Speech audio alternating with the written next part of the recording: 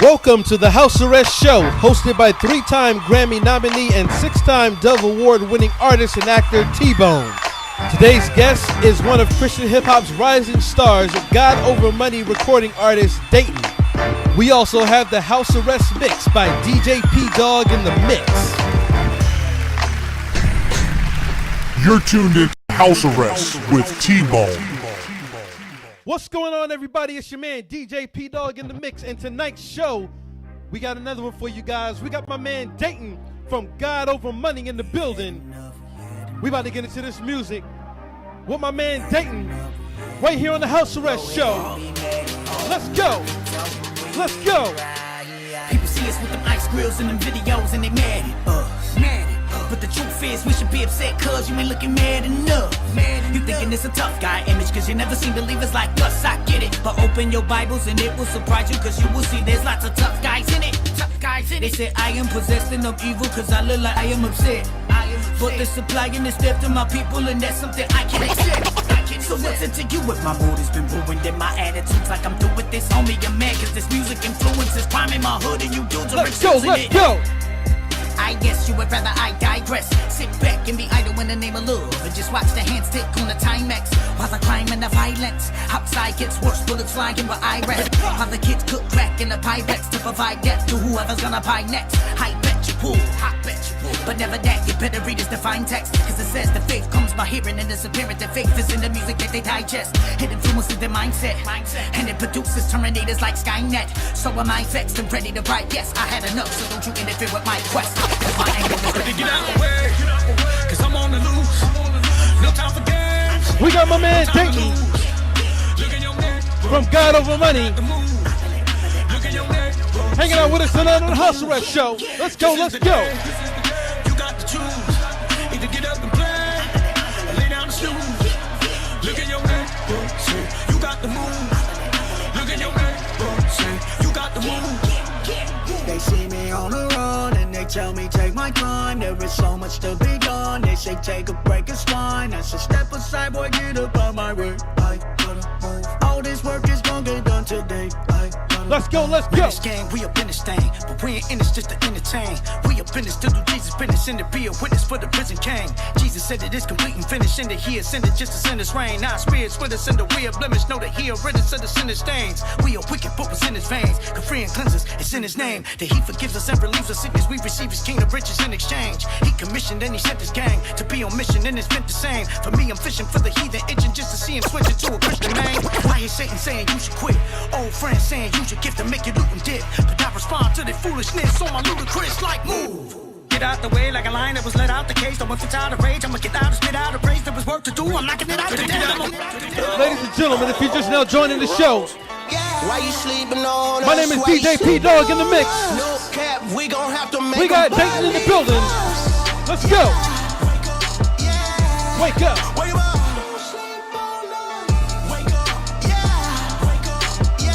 Welcome to the House Arrest Show. Let's go. Can't tell me nothing, dog. Hip hop's ran by the Ku Klux. Way back, there was time to noose up. Now they been on some new stuff. To kill us, they will use us. They give a poor boy a few bucks, tell him preach hate and induce lust and abuse drugs on his new cut. To make sure that he looks like us, so it's somebody you trust. But little do you know he's sent by the ops to screw the minds of the youth up. They put the big bag on him, knowing that his words are gonna drive you nuts. Yet they work hard to keep the mouths of the ones that'll tell the truth shut. It's their fault. Look at these streets. They keep the cycle on repeat. See, the more we support them, the more we're walking right in the deep beat. We're here to fight, we don't retreat. We sold life, so we repeat. We speak the holy word of God, cause we trying to wake them up out of a deep sleep. Why you sleeping on us? Why you sleeping on us? No Don't cap, sleep. We gon' have to make them Let's go, let's go. Wake up. Wake up. Let's go. Welcome to the House Arrest Show.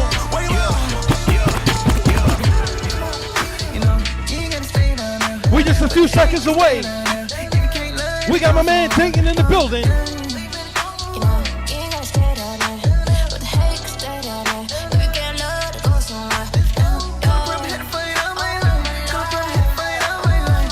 Shout out to One Day. Shout out to 1K2. On this record with my man Datin. We fight.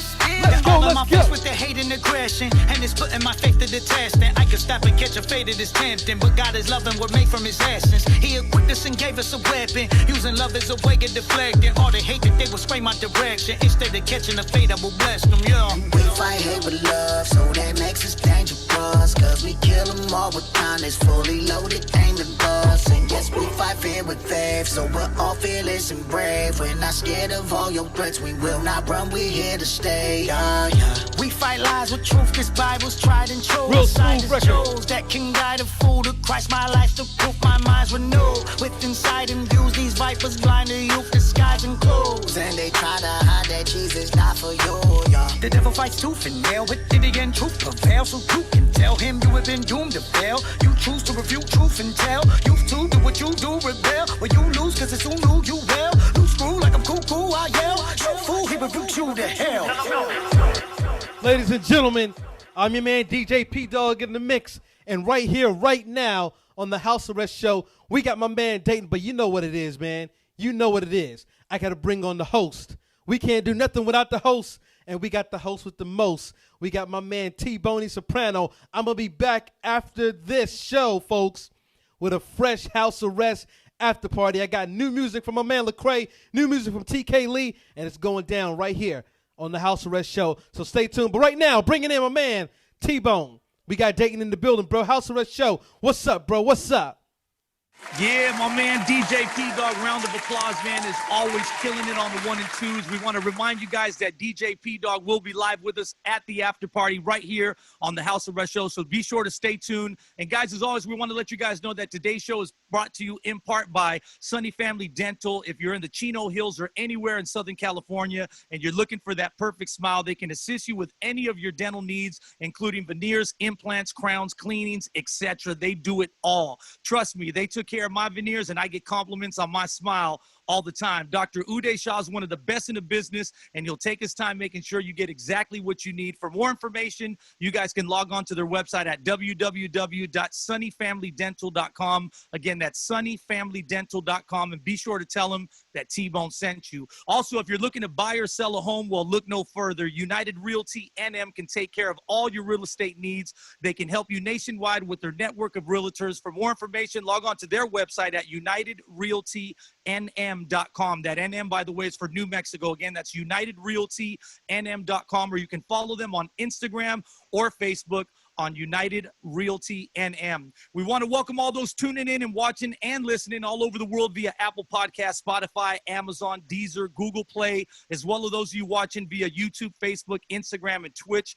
Be sure to follow us on all the platforms by logging on to our website, www.thehousearrestshow.com. Again, that's thehousearrestshow.com. It'll send you to a link where you can just follow us on any of the platforms that you choose. I want to remind you guys that we are 100% listener supported. So for those of you that want to get involved in helping us spread the gospel through stories, you say you want to donate, you want to do whatever you want to do to help us out, you guys can reach us at info@thehousearrestshow.com. Again, info@thehousearrestshow.com. All right, guys, now that we're done paying bills, man, today is an exciting show. I've been looking forward to this one for a minute. Today's guest is none other than my man Datin. He's actually signed to God Over Money Records. He's one of CHH's rising stars. You guys may have seen him or heard him on rotation on New York's Hot 97, or maybe seen him on Lord Sears' Sirius Cypher on Shade 45. He's collaborated with artists such as Bizzle, The Truth, and Firm of the Social Club Misfits, who we recently had on the show. So, guys, that's just a couple of guys to let you know the type of people he's working with. So, without any further ado, ladies and gentlemen, please put your hands together and give a warm welcome for my man, Datin.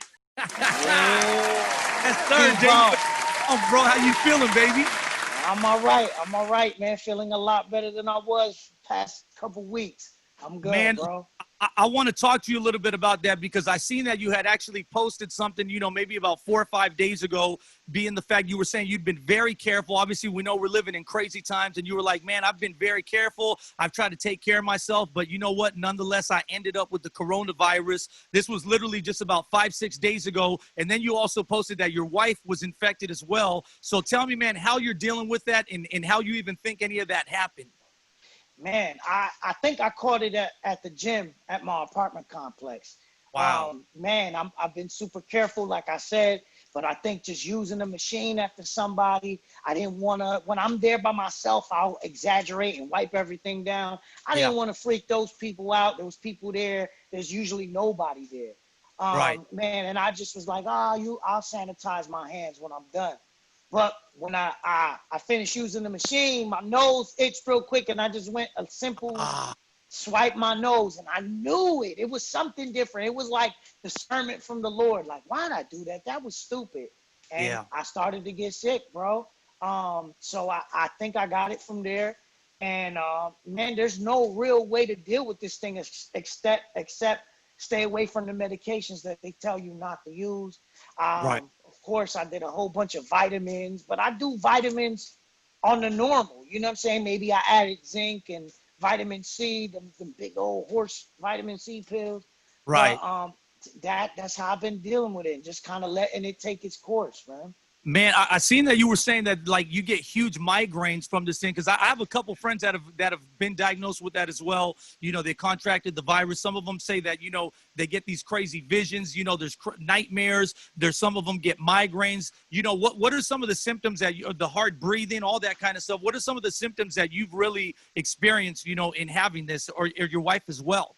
Yeah, well, the worst for me is by far the migraines. By far, it's just they're like, you just can't think. You don't want to do nothing. You get to the point where you want to just stab your brain out. Like, it just hurts that bad. I caught a pain in my right eye one day, woke up, and it stood in my eyeball.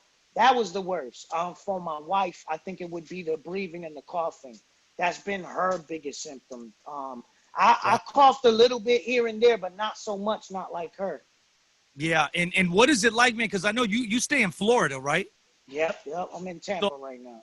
Yeah, so in Tampa, Florida, I know that Florida is where they're calling it basically the Wuhan. You know, the new Wuhan is kind of like the center of the whole, you know, the whole virus that's going on, this whole craziness. What is it like over there? Because like you're saying, you were at the gym. You know, I've been complaining here. I live in this gated community where we have our own private gym as well. And with me, I'm like, man, ours is shut down. I'm like, how come they can't open that up? I can't go to LA Fitness. I can't go to Crunch. I can't go to the normal places I normally go. Why can't they at least open this? And now that hearing you say that, I kind of understand. But what do you say to people, you know, that there's a lot of people, bro, that take this thing and, you know, I mean, I don't know if I'm kind of like on the board where sometimes I'm like, man, this thing, it's real, but it's not that big of a deal. What do you say to people that just kind of nonchalantly say, man, it's not really a real thing? Because it is a real thing. Obviously, you're experiencing that. So what do you say to people that kind of have that mentality? Man, I tell them you wrong. I'm living proof. You know what I'm saying? It's a for real thing. This thing has took 2 of my friends who are pretty healthy and almost killed them. You know what I'm saying?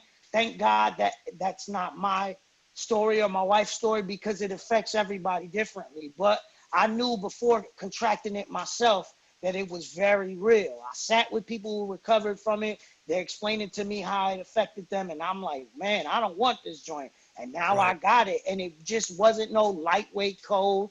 It is a real nuisance. And now we're stuck in a house and can't go out because of it. You know what I'm saying? Man, I'm gangster. Yeah, most definitely. From everybody I've heard, that's what it is. What do you say? Because here in Cali, and I know in a lot of places in the U.S., you know, and I want to get off this subject in a little bit, but I do want to talk about this still, because what happens is there's a big thing within the church. You know, there's a lot of churches where the pastors are preaching to the pews and the pulpits, you know, empty seats. But there's a lot of other churches that are like rah, and they're like, nah, man, we're going to open. It doesn't matter what people say.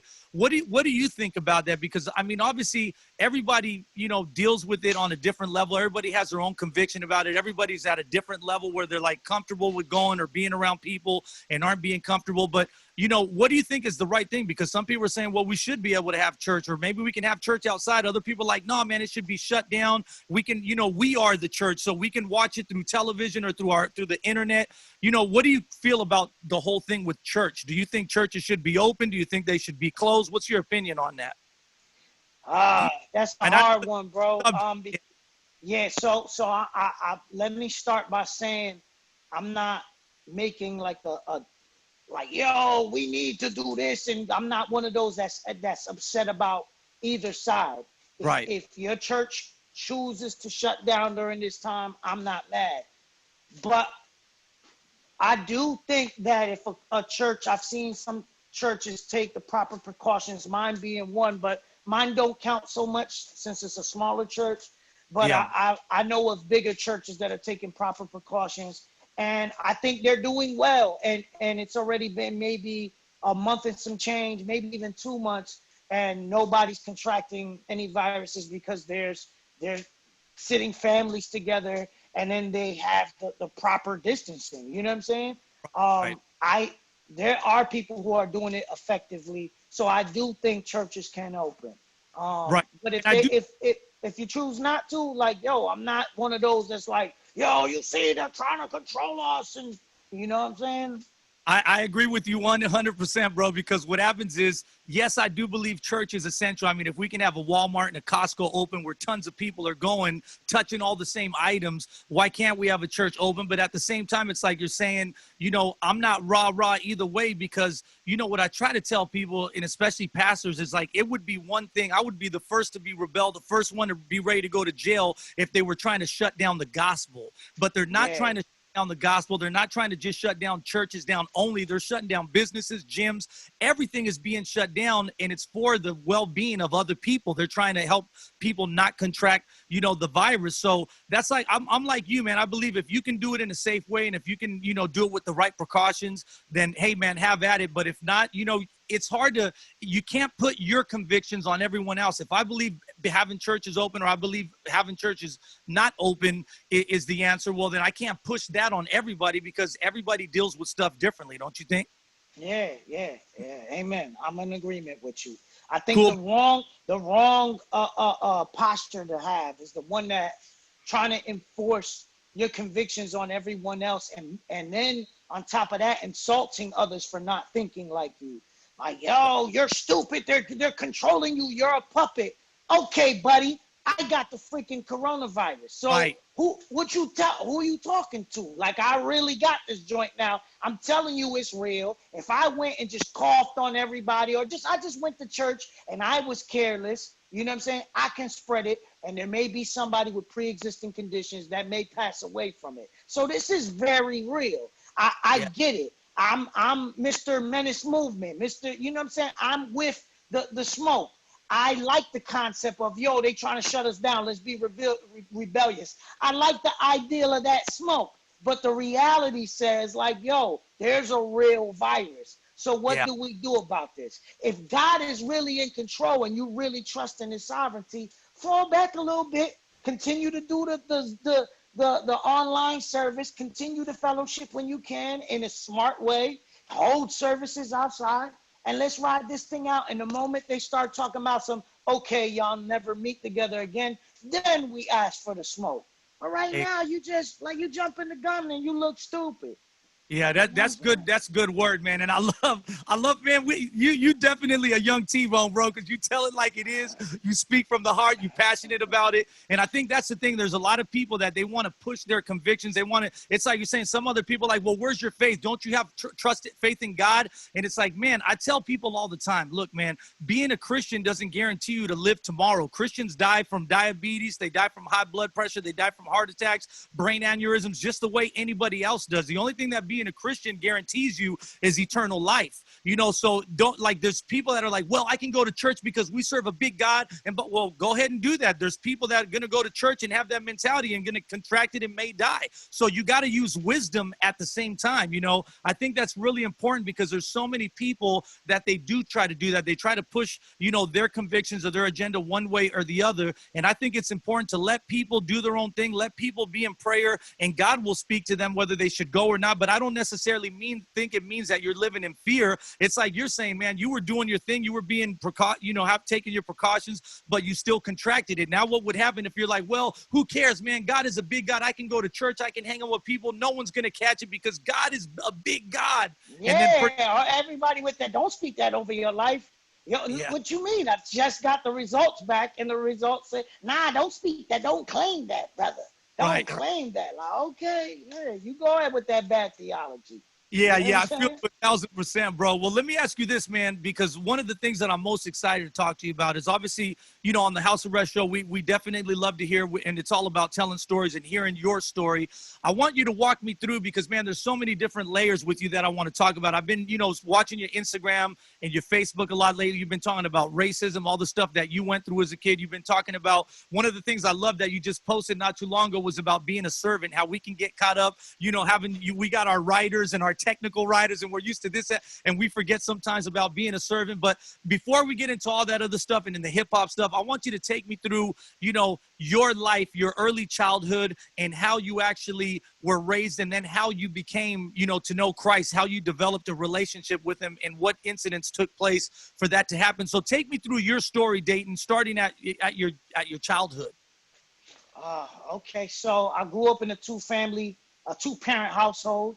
My father was a professional disc jockey, so Wow. he was super popular. Everybody knew who he was. He was the man in the city. He's one of the first DJs to bring hip hop from New York into New Jersey. So Wow. yeah, he was there for the inception of hip hop, for its birth. He was a disco DJ, went into a hip hop DJ slash salsa merengue. He did everything. So Yeah. I grew up with, the wall full of his vinyl records and turntables. I learned how to DJ at like 10 years old. He taught me how to mix. And once I tuned into hip hop, that's it. There was no turning back. Yeah. I just remember like Michael Jackson and all the stuff he played. You know what I'm saying? Yeah. So if he's playing oldies, if he's playing Marvin, he's playing all that, that's what I'm listening to. But on my own, I remember just flipping the channel and catching Video Music Box and seeing Tribe Called Quest and Black Sheep.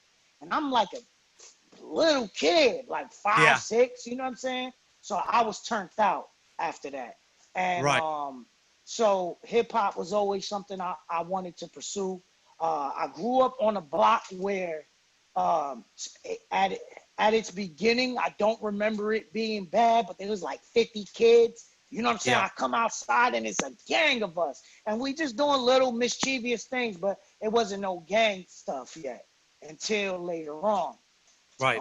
We were surrounded. Down the street was the projects. They would come up, beef with us. So we were like forced to turn into like a block gang. You know what I'm saying? Right. To defend ourselves. So in this time period, I'm rapping with my friends. Just freestyling, stealing Snoop Dogg's verses, putting my name in them, and they like, wow, how you do that? And I'm just stealing everybody's verse. Yeah. But eventually started to learn how to freestyle. And I was a late bloomer. Like my friends started smoking, drinking, selling dope at like 12. But I think music kind of kept me away from that for a while because though the dream seemed far-fetched, it was something I wanted to seriously pursue. And I was trying, you know what I'm saying, trying to record. I'm talking Right. about like with a reel-to-reel, 2 turntables and a mic, like older heads that would have that stuff and like, yo, this the little kid that raps. Yeah. So long story short, I think by the time I turned 18 years old, I started to go to real studios. I started to really record. I started to really take this thing serious, and I started to see real doors open. Now, at the Yeah. same time, while everything's really opening, hip hop, the impression it had on my life. Now, I was known for being a scrapper. You know what I'm saying? We fought, but I never owned a pistol. I never had to pull a pistol out. I never smoked. I never drank. But now that I'm talking this talk, right? I allowed, like, I'm like, yo, you know what? I talk about selling dope, and now my father passed away, and we hit some hard times. So now my rap partner's like, yo, I got something for you to move so you can make some money in the meantime. My mind goes to, I got a job, but my mind goes to, yo, now when I rap about it, it's for real. Then the homie passed me the pistol. Like, yo, here, hold this down. And I'm like, yo, I really don't need it right now. But now when I rap about it, it's for real. You know what I'm saying? So being that young, impressionable teenager, and now everything I'm rapping about, I'm becoming. And you forget, at first it starts as an act. You know what I'm saying? Now it's just, I'm a small Puerto Rican from Newark, New Jersey. Like, yo, I had to have heart. So I already had the heart. I wasn't scared of nothing. Now you put a pistol in my hand. Now I'm getting money. Now I think I'm a real life Scarface. Right. As that started to take over, and then I'm kind of starting to see doors open with hip hop. I'm having meetings at labels that I could only dream of. Now I'm sitting at Def Jam. Now I'm sitting at Columbia Records. I had 106 and Park Freestyle Friday, and that joint just really took off. But I just started to see where, like, I had a versatile life. When I grew up, I was a decent kid. You know what I'm saying? Right. I didn't have to do these things. Now I'm looking at myself in the mirror and I'm like, who is this dude? I don't know who he is. Like, yo, I got beef now. We going up with pistols. I'm beating people down, not defending myself anymore. We jumping cats. We robbing cats. I'm staring at dope fiends in the face while I'm serving them, and I'm seeing that their kids are like starving and shabby. I'm like, yo, the money that they should use to raise their children is going to my pocket so I can keep these J's on my feet.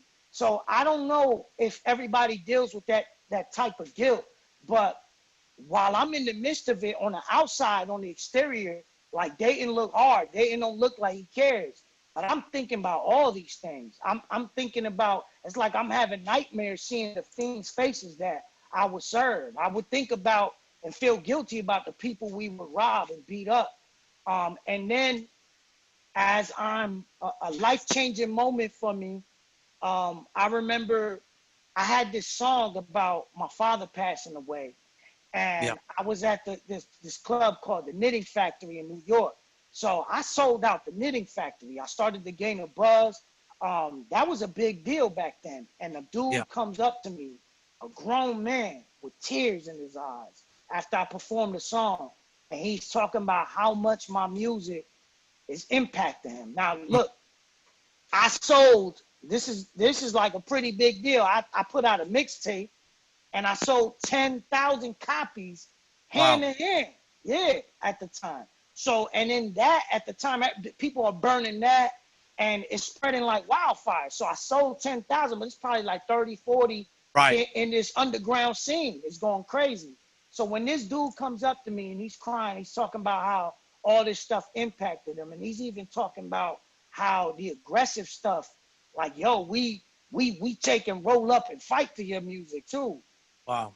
That spoke volumes to me. Like, I knew I had no real religious background, but because of this gift being tied to the creator, you know what I'm saying? I was like, I don't think I'm supposed to be doing this stuff.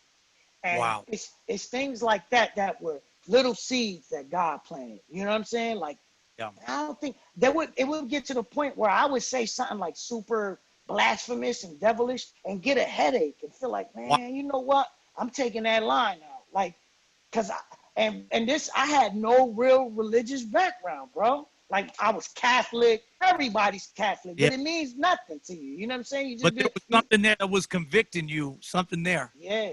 Yeah. So, you know, to me, my religion was you walk by a graveyard and you do the sign of the cross. Like, that's the extent of my Catholicism. Yeah. So, moving forward, with all this stuff, I lived with somebody at the time, and we went to go to the movies. Me and my unsaved homie, his girl, my girlfriend, and we saw The Passion of Christ.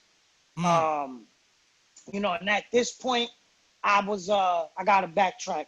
At this point, I'm already taking meetings with Shady Records, with this label, with that label. I got famous producers giving me beats. I'm sitting with them. They selling beats for $30,000 and they making me a beat for free. I had this little checklist of goals, and all these things are being checked, yet my heart is still not being fulfilled. So this can almost make you depressed. Like, yo, there gotta be something more. Like, Right. it's just a matter of, I dreamed of signing a deal. Now it's to the point where I'm just trying to decide what contract to sign because it's Right. there, you know? So now I go with my friends and we watch The Passion of Christ. And that was God's first, boom, punch to the face or slap. Because when I saw what Jesus did for my sin on the cross, I'm thinking, I just knew I messed up. Like, the sinner in me, like, oh, you done messed up watching this. What am I supposed to do with this information, knowing that he did this for me? And it resonated. It wasn't a matter of, did this person really exist? I wasn't into apologetics or anything. I would learn these details later on, but I just believed. I believed that he was the Son of God, and he did this for my sin. We get in the car, and I'm like, man, I wish I never saw that. And from that moment on, I couldn't move forward in my sin in peace, even though it took years. There was another young kid in my group who he was like my favorite, like, group member. I was grooming him. You know, I had a group back home, and it's like, you know, your squad. And I'm like, when I get on, I'm bringing this kid with me, right? He watches it, and he gives his life to Christ. And he knows about every opportunity I got laid out on the table. He's hyping me at different clubs and shows. I'm getting him in the club. He shouldn't even be in the club. Right. With all this stuff before him, I know he's seeing his own dreams come true. The fact that he walked away and told me, yo, Datin, I got to drop out the group because I'm giving my life to Jesus Christ.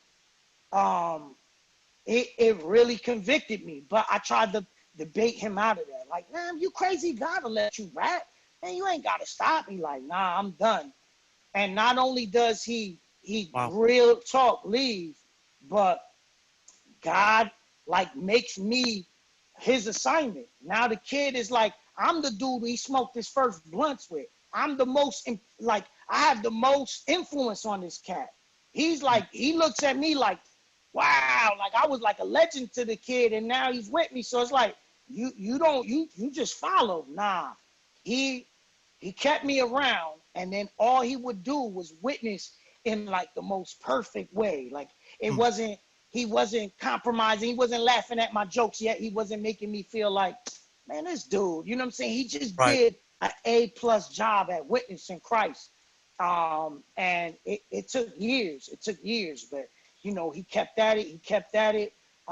He was still fun enough to hang out with sometimes. And when I was done hanging with him, I'll go back home to my girl and be like, yo, don't let me chill with this cat no more. Like, it would just mess me all up.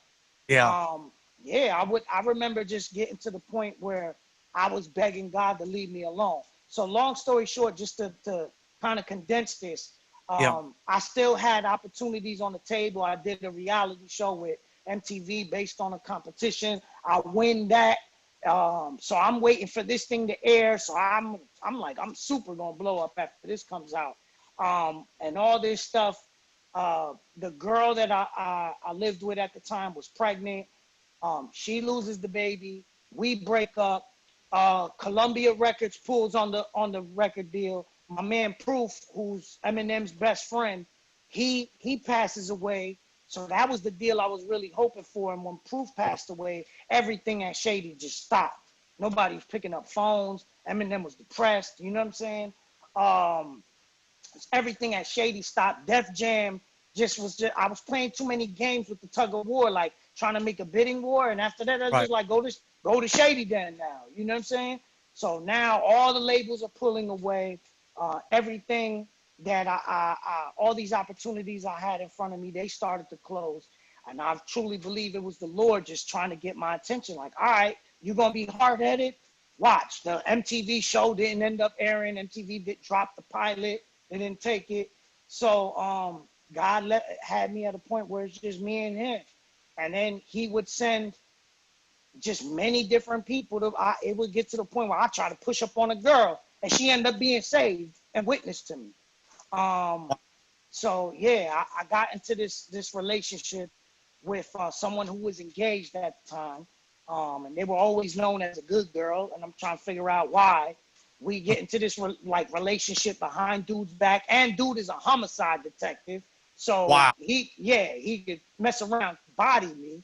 Yeah. And that's how much I'm playing with fire. I don't care. I get to one day just confessing to her, like, yo, man, I feel like God is calling me. And she's just puzzled, like, what? So at that moment, she begins to witness to me. Now, the reason why she was a good girl, knowing her like from a distance, like, yo, what's different about her? She was saved, and when I had met her, she was in a backslidden state, her and her dude. So now she started witnessing the gospel to me. Wow. And so she goes, yo, look, you can't come with me to my church because they know me and my dude, but I want to go back to church too. Why don't you go with your boy? Now, my boy Lionel, who I mentioned, the kid, he was witnessing for years, but the one thing he wouldn't get me to do was go to church. So at that point, me just trying to get brownie points from Shorty, I decided to go to church.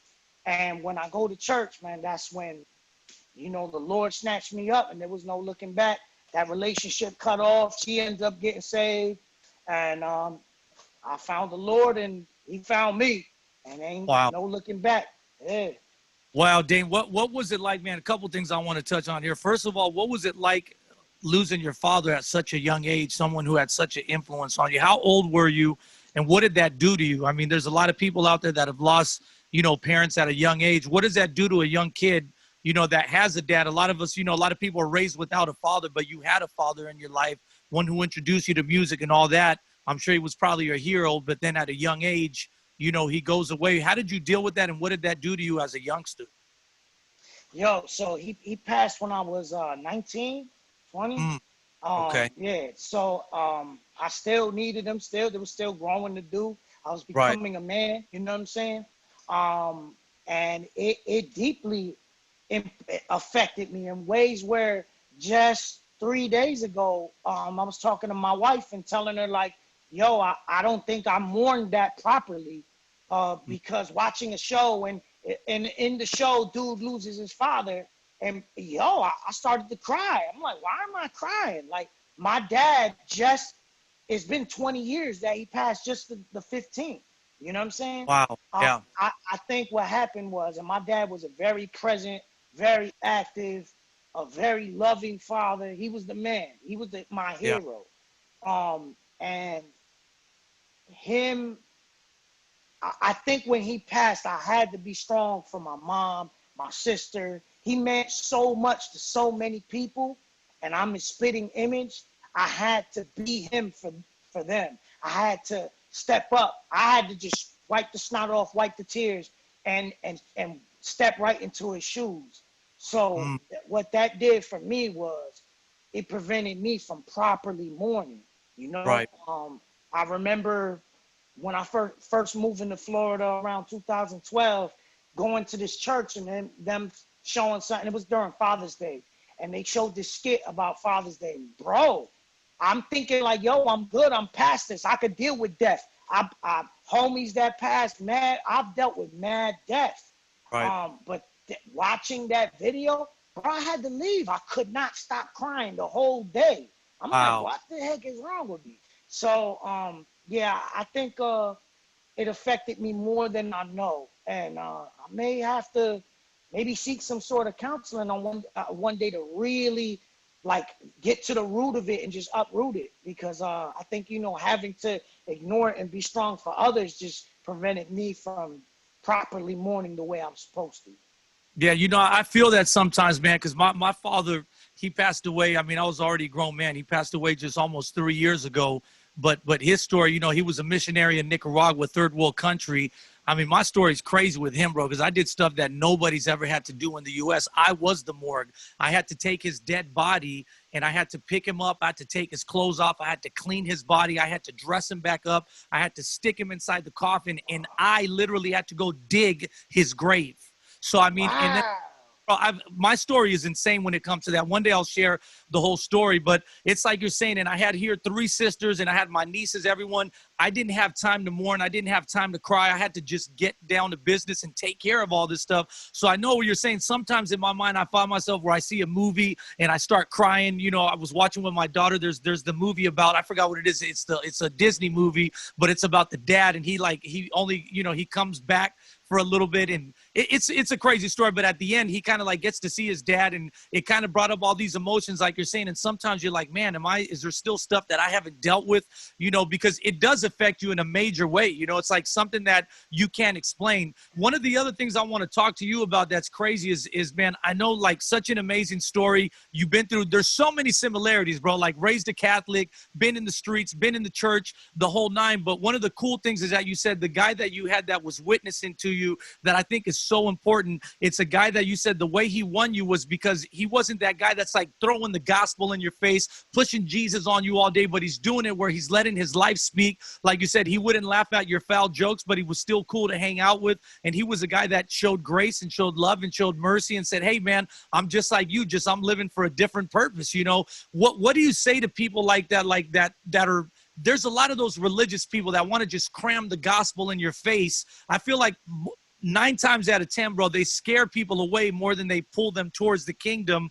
What do you think about people that do that? And what would you say to someone that's so desperate? Because it's great to have the passion. And that's one thing that I love about you, that I see myself in you as well, is that you're so passionate about the word, about God's grace, about, you know, telling people about God's love and putting him in your music, because you realize this is the answer. It's not some cool hip hop lyric or being swaggy or this and that. The answer is in the word. The answer is in Christ, you know, and I love that about you. So what do you say to people though that they have that passion, but maybe they don't know how to do it, you know, and they're pushing it too much in your face? What would you say to people like that? And how would you explain the best way to be able to share the gospel? I would say that person is not being sensitive to the Holy Spirit. Right. If when you begin to let go of your ideal, they're probably walking into that situation with that, you know, that plan, like, yo, I'm going to say this, I'm going to do that. Let right. God and let Jesus take the wheel, and let his Holy Spirit take control, and he will open up those conversations. Like my boy was just sitting and waiting. You know what I'm saying? We'll talk about regular things. We may talk about sports. He may ask me, how are you doing? And just listen. You right. know what I'm saying? And then try to give me the most sound counsel. But just waiting, like, okay, now it's time to give him Jesus. Like, I think he did the perfect job. Plus, he knew, like, I'm a hip hop head. Our relationship was built on him being in my group. So how did he get the witness to me without blah, blah, blah, blah, blah? Playing Christian hip hop. Like, yo, listen to this, listen to that. He knew what my taste. He would play some of your stuff. He started with the truth, playing truth stuff, playing some fanatic, playing, yo, listen to this dude T-Bone, listen to the, yo. And a lot of times I would diss it, and then other times be like, yo, this is dope. And then he'll burn a CD for me. So look, if your man is into sports, go take him to watch a game. Like, yo, if he like food, go take him out to eat. You don't have to be so overbearing, but definitely be intentional. You know what I'm saying? Right. Yeah, go ahead. No, I'm done. Go ahead. I was going to ask you because, you know, I know that, you know, hip hop is a huge part of your life, just like it was mine. You started off obviously in the secular world, got introduced to the whole CHH thing. One of the things that I appreciate about you, man, is that you actually, even though, how old are you, Datin? Let them Google that. I don't want to get into that. Okay. I believe you're quite a bit younger than me, probably close to half my age, because believe it or not, I'm almost 50, bro. I mean, I'm like, I know I look young. Real? I'm not kidding, bro. I just turned 47 years old. So praise God. Yeah, yes. I'm a lot younger than you. I got some ways to go. Exactly. So my thing is, you know, I'm assuming you're obviously from another generation. And this generation, one of the things that I was going to say that I appreciate about you is that you've taken the time to go when you said, I'm going to get into this genre, you said, I want to know where this came from. I want to study who the pioneers were. I want to learn about where everything came from, where the genesis of this movement was. And you went out and you studied the Soup, the Chemist, the SFC, the Dynamic Twins, Freedom of Soul, T-Bone, Gospel Gangsters, all these different guys. Who were some of the influences that, you know, that you grew up listening to in CHH, and how did they impact your life? Like, what were the songs that impacted you and made you say, you know, man, this is what I want to do? Because for me, it was D-Boy. I don't know if you remember D-Boy Rodriguez, rest in peace, you know, first martyr of gospel hip hop. I remember when I was, you know, not living right and in the streets, the only thing that could reach me was hip hop. That was the language that I spoke. And so I remember when I heard him, I was like, man, his words impacted me more than any preacher could, more than any sermon could. And that's really when I fell to my knees in my room and was like, man, God, I want to do what he's doing. I want to serve you, because I was raised also a Catholic, but then my parents became pastors. So I knew of the word and I knew about church and went to church, but none of that could impact me the way hip hop did. So who are some of the biggest influences that you had in your life, and how did that affect you as well? You know, CHH. I think I came in when it was probably the beginning or maybe the end of that cross movement phase, as far as the label, not cross movement, the group. I might have missed a little bit of that, even though, like I said, I studied and got into it. But the one who impacted me the most was the Truth. Wow. My boy took and he would play him to me. I thought his stuff was dope. And then they took me to his album release party. And I wasn't there for the faith. And I wasn't saved. So I was actually I'm in the front of the building. My ideal, my thought of what a church was like a Catholic church. You know what I'm saying? It's like some big old cathedral. He had me in front of a building that kind of looked almost like a bowling alley, right? Yeah. And they tried to jump my boy. My boy calls me before I walk in. I'm in front cursing up a storm. So now he ain't told my man Lionel, he ain't tell me that he took me to see the Truth, right? Right. I was kind of familiar with who he was, but I didn't think I was going to no church. I'm seeing mad people walk up and they looking at me like I'm crazy because I'm cursing up a storm. We gonna get this mother beep, beep, beep, beep, beep, beep. And I go inside and I look and it's set up like a church kind of. I'm like, oh man, this dude suckered me and brought me to a church. Then the Truth came out and he performed his whole project, bro. I was blown away. Like, you know, if you seen the Truth perform, he goes in. Yep. So he went in and just everything was impactful. And he bought me the album at that album release party. And I would clean my room, sometimes hide, and listen to the Truth.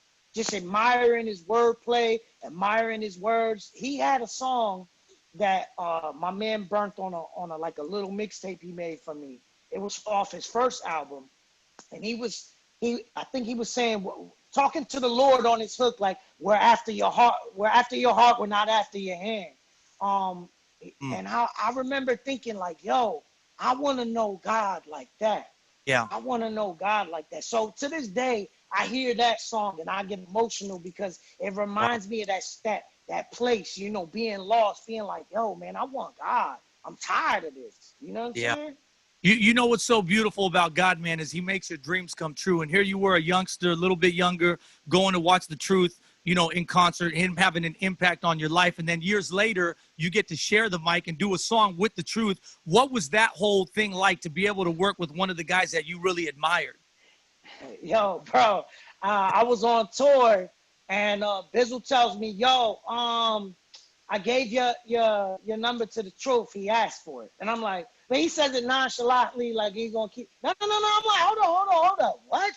He like, yeah, Truth asked for your number. And I'm like, it's not a big deal to him. To me, I was like, yo, that's crazy.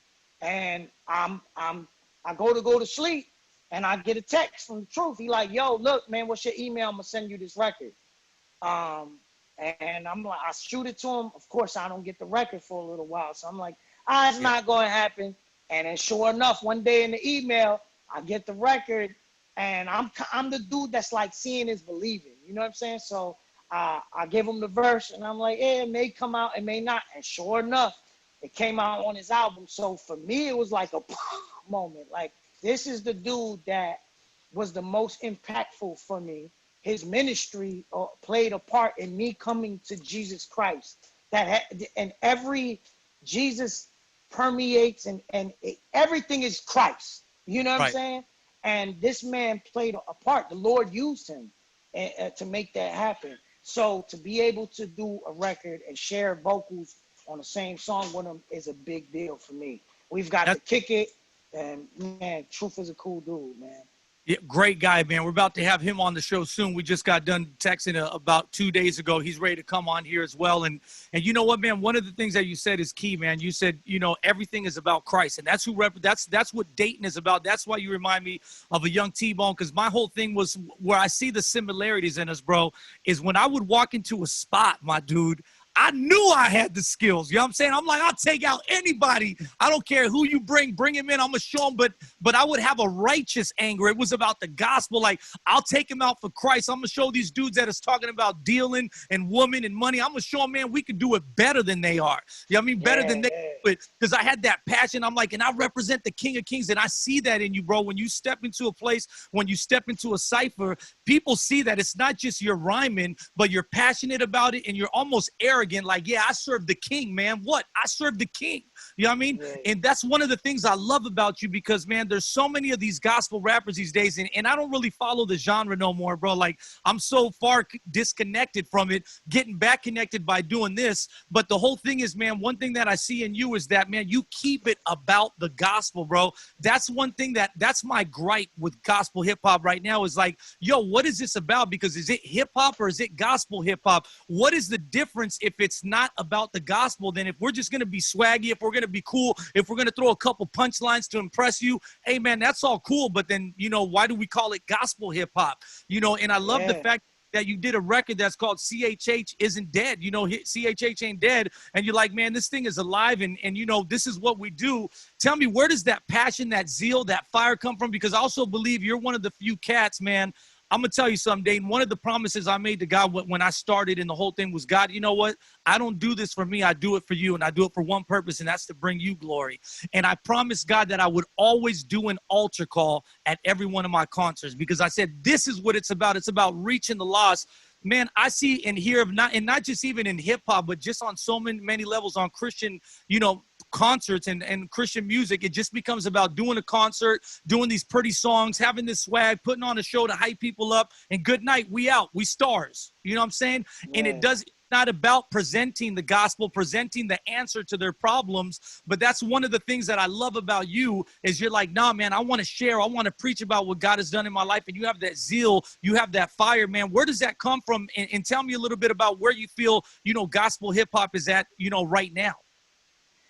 I would think, so I can't give myself the credit for the fire. I believe it's something that God has wired in me. I think by his grace, I've been able to travel enough and do street ministry where it's not just, you know, he plugged me in to like-minded people. So when I'm with like-minded people and we're out there feeding the homeless and we're out there talking to gangsters and we're out there, you know, in these environments where, you know, going to wakes, going to funerals, trying to diffuse beef. Like going in the line of fire. We in Compton, we in here, we there. You know what I'm saying? This keeps you sharp. It keeps you passionate. It keeps you awake. A lot of the time we see a lot of these kids, man, they just do that. They go perform and they're around a lot of like-minded people that just go perform, and they think that Christian hip hop is just this, like, yo, we don't want raps like the world do. I can't, I'm a Christian, so I'll do it this way. It's almost as close to the line as possible with still being a Christian. But I think that if they were to get to see real ministry, real street ministry, it would begin to stir that fire and that passion in them too. And then just coming from here's why I'm never gonna chase that. Here's why no interview dude is going to make me fold on an answer, is because I don't give a crap about impressing them. I come from that. You know what I'm saying? I came from already trying to be there and had the opportunity and didn't feel fulfilled. what the heck is going to change? Yeah. It's not going to change for them too. It's going to take them to have to experience that. They're caught up in the lights, camera, action. It's cool. It's different. They're like, wow. And then when they fully walk through the door, they're going to be like, this sucks. It doesn't fulfill. It fulfills for but a season, and then it flees. It leaves. You know what I'm saying? Exactly. And I think that when you've been through a lot, man, you realize, man, the world doesn't have the answer. I always say, man, the easiest people to witness to are people that have it all, the superstars, because it's like, you know, somebody that it's a basketball player that his dream was to win the championship, and then they win the NBA finals and they're screaming, and then they're like, well, wait, this is it. I thought it was going to be more than this. And you realize that you're not filled. And so for me, that's the whole thing, was the same thing, man. I had all these record deals thrown at me. I remember when Priority Records, when they were huge, I literally turned down nearly $1 million deal. I tore it up. They were like, you got to curse. You got to, that. I think when you really are passionate and when you really have a relationship with God and he's really done something in you, man, it's like, that's what I'm saying. You have there's something inside that says, man, I got to go spread the good news. I got to go tell everybody what's happened. And that's where that passion comes from. You know, I was going to ask you, because one of the things that I think happens is exactly what you're saying is, and I've seen it happen so many times from back in the day, there's a lot of people that want to prostitute gospel hip hop. They want to prostitute this movement and use it to get where they want to go. I'm not going to mention any names, but I've seen people, bro, that they've got to big levels, and all of a sudden when they get to this high level up here, all of a sudden they're not a Christian rapper no more. They're not a CHH artist. And it's like, yo, did you just use, you know, the church and in this movement to get where you wanted to go? And now all of a sudden I don't want to be associated with that? Because what happens is, bro, there's a lot of people that they get to that level, but it's like I say, if you take away all their Instagram followers, all their Facebook followers, if you were to take away all the Christians away from that, they would have no followers. They are the ones that made them. But there's a lot of people that want to use it as a vehicle. And once they start getting up there, you know, sometimes to me, I question the heart, like, why are you really in this? Because like I said in one of my rhymes, I'm about crossing over, but bringing the cross over. The intent for me to be where I got to at one point where I had a huge secular following wasn't for me to say, look how dope I am, and now I'm just rocking bigger shows. No, it was an opportunity for me to spread the gospel on a bigger level, you know? So what do you think about that? You think, because, do you agree? I mean, do you think there's a lot of artists that they just use this because this is like, man, I can't make it on the world side, so let me try to make it through the church circuit and see where I can get? I feel like there's a lot of cats that are like that. Yeah, there's some of that. I believe that some people have started to deny the title because they think they feel led and they want to be effective on this side. And then come right back because they see that they weren't. There's a lot of different cases, you know what I'm saying? It's case by case, but sadly, you're right. There is a bunch of people that's like, you know, their mom and their dad were still in control. Like, I can't be a secular rapper, so let me just do the Christian rap, and then start to kind of gain a buzz, and then, you know, chuck deuces to Christian hip hop and God. I could think of one right now who I remember hearing them Christian rap and feeling like it was discernment, like, this boy ain't ready.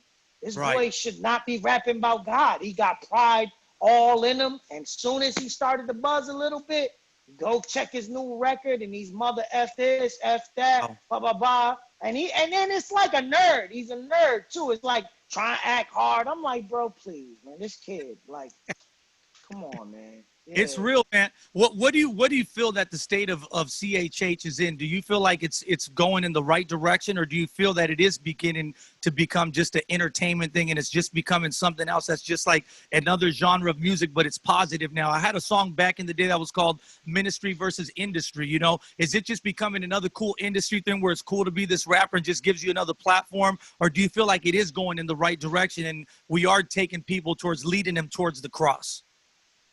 Yo, I honestly, many may disagree, but I'm starting to question if God's hand is still on this thing.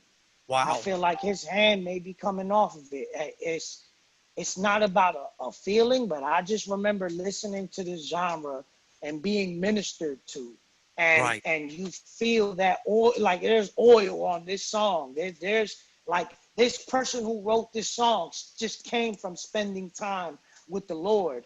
And right now, I feel like it's rare, bro. It's really rare. There's been a bunch of times, like I put out CHH Ain't Dead to make a statement and kind of it's like I definitely don't believe in speaking things into existence, but it's just like, yo, let me be optimistic and let me get my little bros on these records and like, yo, let's make this statement that, yo, there are still people out here that rep the cross. Right. But the more I listen and the more I see the influence of some of the big dogs in this joint, I'm just like, yo, this isn't going nowhere. Like, the music is getting better sonically, but I question if God's hand is still on this, man. I do a lot. I know there's a few I can name on one hand and probably can't use every finger. But like, you know, you got the Brian Trejos, you got the KBs, you know what I'm saying? You got whatever GOM is doing, we're trying to rep the cross and honor God and give you music that is birthed from spending time with the Lord. Right. You know, there's a couple others, but man, I'll be feeling like these dudes be talking about a bunch of nothing. Well, and why do you think that is? Like, why do you think that happened? Where do you think that shift took place? Because again, back in our day, man, it was all about the word. It was all about testimony. It was all about giving people the answer. But then somewhere along the line, I don't know if it's because money started getting more involved. Because when we did it, I mean, you know, I made cool money, but it's like, it wasn't, the money isn't like it is now. The popularity isn't like it. Like when you were a gospel rapper back in the day, bro, you had to be ready to be ridiculed, kicked out of a church. It wasn't cool to be a gospel rapper. You know what I mean? Now it's like, it's cool. You got this platform. You can pack out a stadium. You got all this fan base. Where do you think that shift took place? And why do you think that happened? Is it because of money? I think the shift took place when people started to see Lecrae and Andy Mineo's success. A lot of people wanted to emulate that. And them trying to emulate, now whether that was Lecrae and Andy's calling, they could have done so because they were following maybe the prompting of the Lord, right? That's up to them if they were being honest to answer that. Did it bear fruit in their lives? Did it bear fruit in their faith and their walk? Did they see people come to Christ? I'm open to that being a possibility, but I'm not making a stance like I know it was God. I don't know that. It might have not been. But I can see some of the bad fruit it bared as far as everybody trying to follow suit. Now, that's not Lecrae and Andy's responsibility. They can't be responsible for everybody trying to follow them. But, you know, usually when you are the top dude, you are going to have the most influence. And everybody just want to do what they do. So everybody watered down the gospel and ain't do it as effective. You know what I'm saying?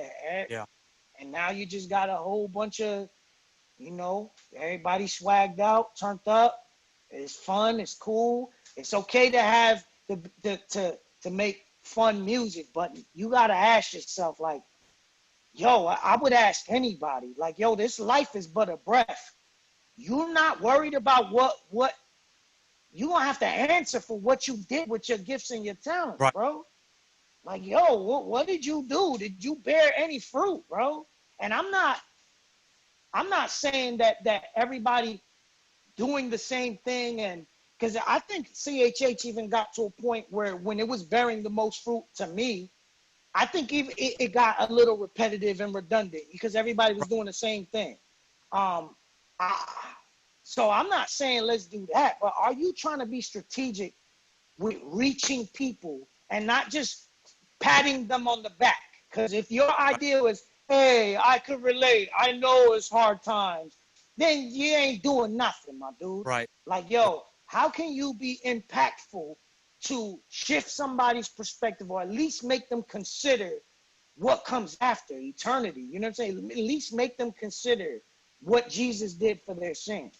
So that's man, Datin, listen, I just want to tell you this, bro. We got about 5 minutes left, but I just want to encourage you, bro. Don't stop doing what you're doing, bro. You're a real leader, man. I appreciate you because of that. You're not like, I'm going to follow what everybody else is doing. I'm going to do what God told me to do.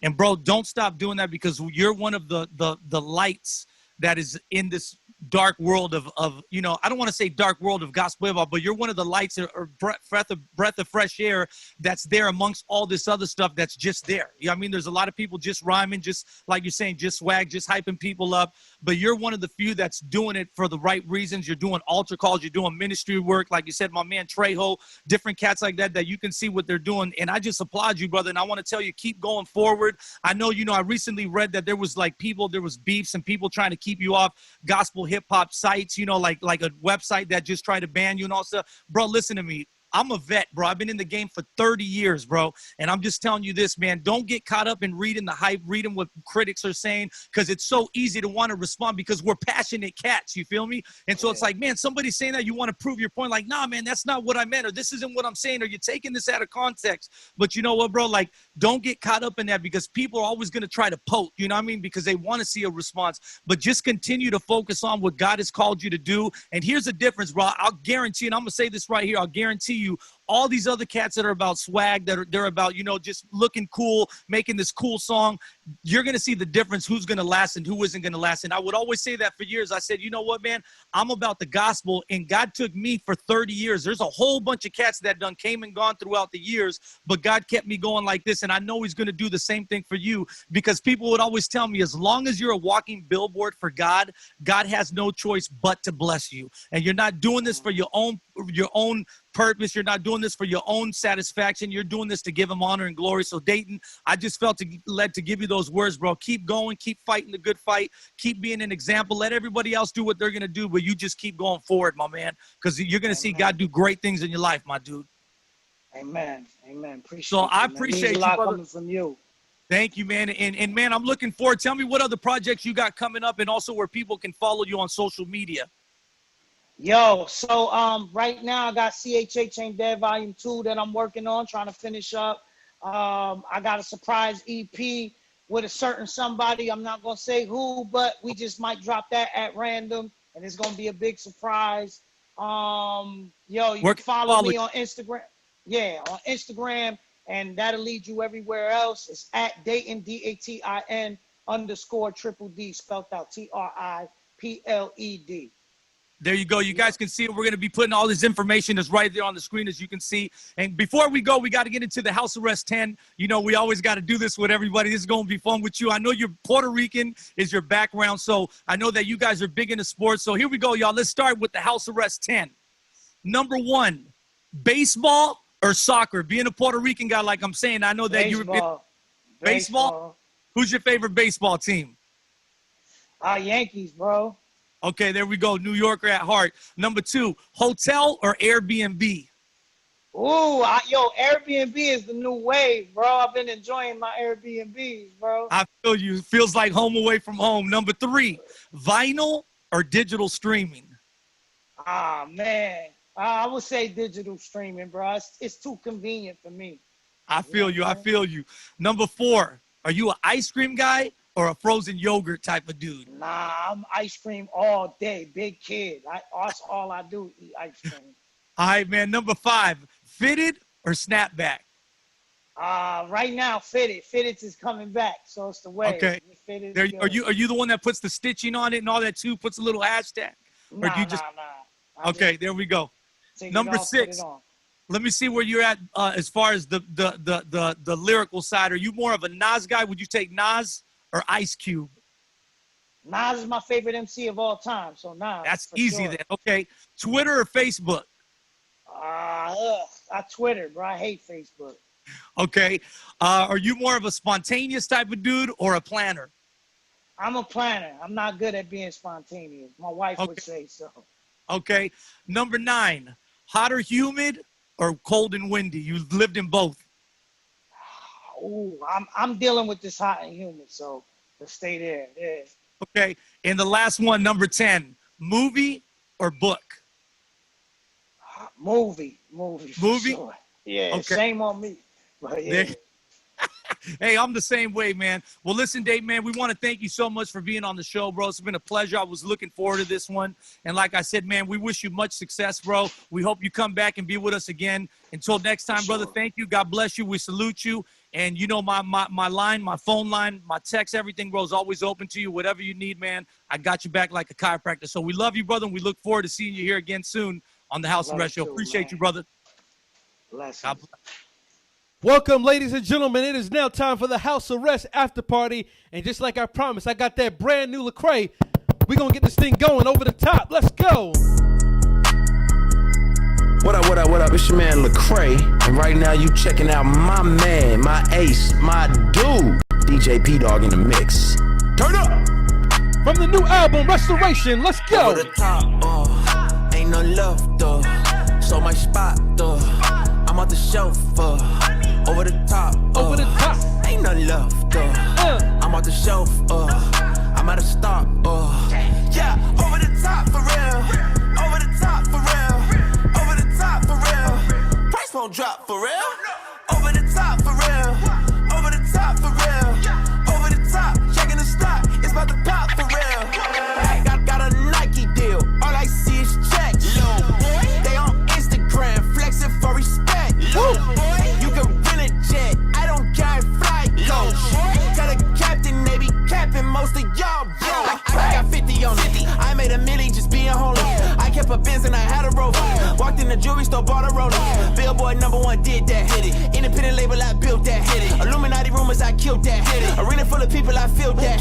Yeah, every ladder hit the top. Touch the stars, it wasn't hot. These rappers hoping they don't fly. And all of this, the devil's plot. I got awards, a lot of plaques, but they don't keep my soul intact. You lose your mind and gain your racks. The fame of drugs, same as crack. Over the top, ain't no love though. Let's go. So my spot though. I'm off the shelf. Brand new Lecrae. Over the top, From the album Restoration. Streaming everywhere. Go check it out.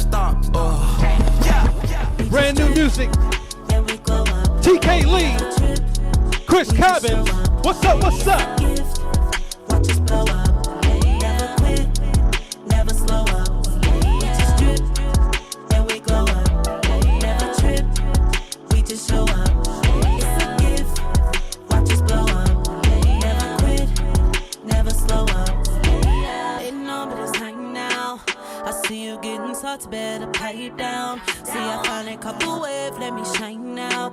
Got the haters out the way, I'm on my grind now. My grind now. Go mode, had to let it go. Now I'm on the road with my bros, play the radio. You know it's a go. Let's go, let's go.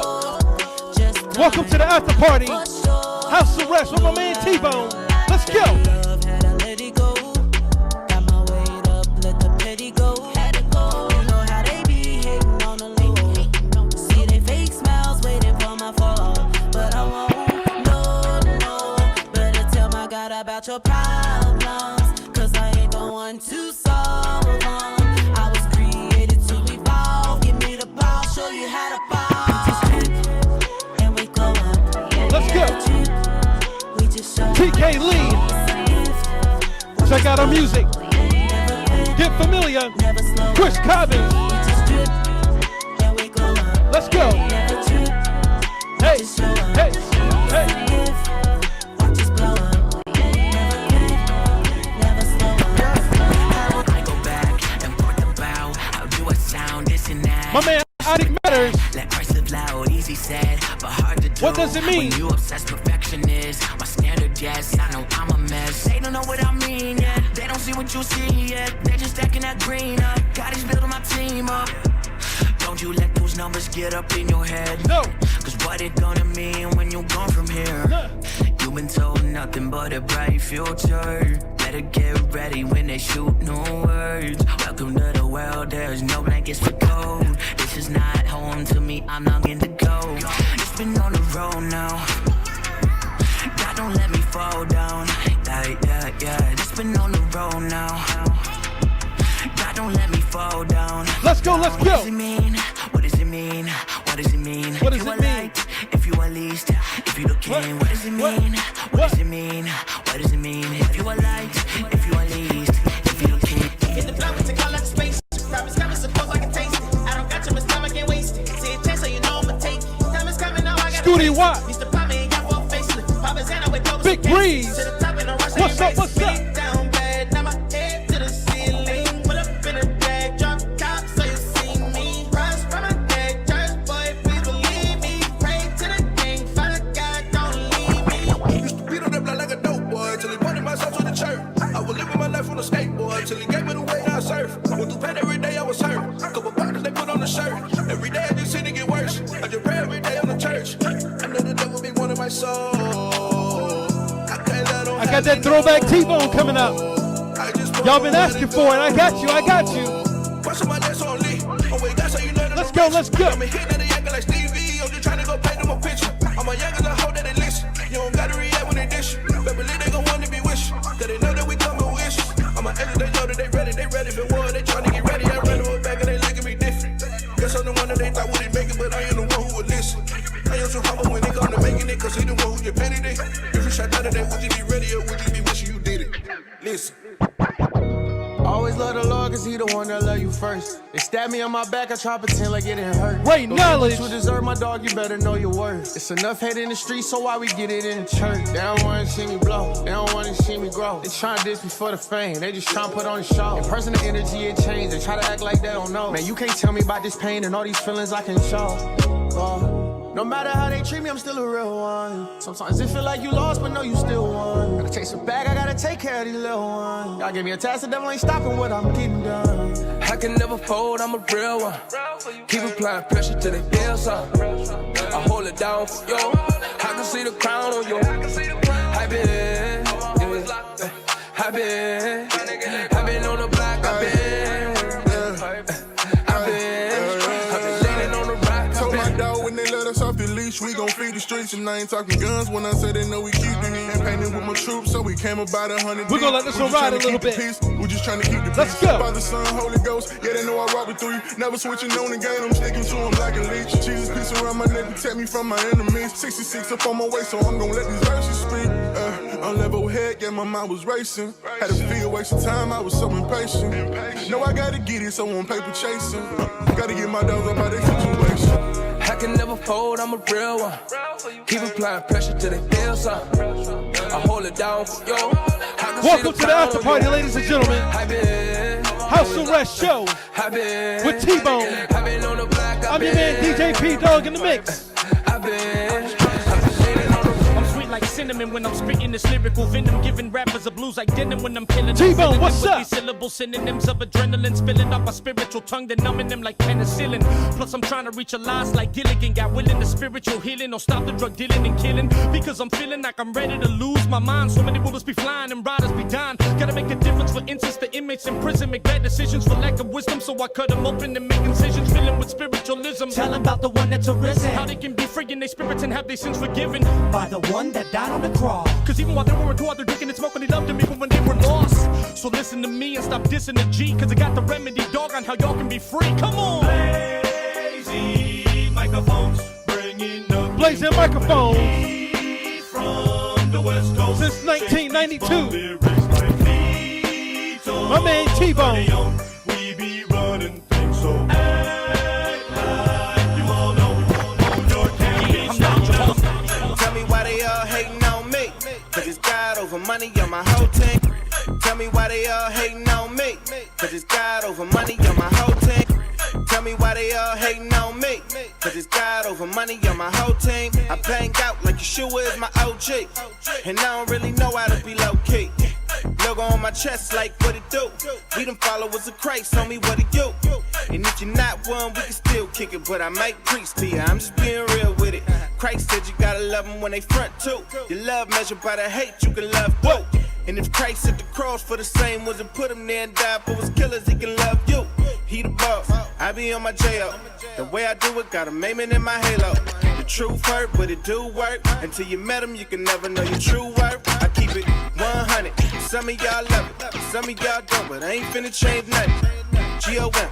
We gon' keep it coming. If it's hating, you got over money, ladies and gentlemen. You can hate me, but you ain't getting no hate back. You get no hate back. Shout out to my man Bizzle. You can hate me, but you ain't getting no hate back. Cause all the hating in the world won't make me a hater. All the hating in the world won't make me a hater. All the hating in the world won't make me a hater. Ladies and gentlemen, I'm your man DJ P Dog in the mix. Thank y'all for hanging out with the after party. Yes, sir. Yes, my man you can Fanatic. hear through hip-hop. Then hear this. Here it is, fresh off the presses, here to lift souls and clear all depression. Cause I know what it's like when the sun's all shining, but your soul feels night. Feels like you're caught under gloom's dark presence with a little light shining like the moon's sharp crescent. How many days going by when I said I was gonna win and I ain't even tried? I wake up at half court, the day is half gone, time left on the board is mad short. Rushing my shots, I hurry out the door. I don't pray, I don't take my worries to the Lord. How much time does it take to Throw run the back, floor? CHH Stop for watching. ya. Maybe I should stop and watch the Lord. Every day is a new 24 on the shot clock. Either get your shot blocked or score. With each new right day that's dawning, each time night turns to morning. Grace is new, mercy is new. What you gonna do with it? Life is a game that you can never play it again. Would you stay in your sin or start training, aiming to win? It's a brand new day. It's a brand new day. Ladies and gentlemen, I'm your man DJ P Dog in the mix. Make sure you guys follow me on Facebook, Instagram, and Twitter at DJ P Dog. That's DJ PDOGG. Right here on the House Arrest. Thank y'all for tuning in for another House Arrest after party. Today's show, we have my man Datin. Crazy story, bro. Listen, if you missed it, you already know what it is. If you're just now joining us, stay tuned. Hit that rewind button. Check out the full interview, and we will see you guys next week, same time, same station, right here on the House Arrest Show with my man T-Bone. I'm going to holler at you guys later. One love. Peace.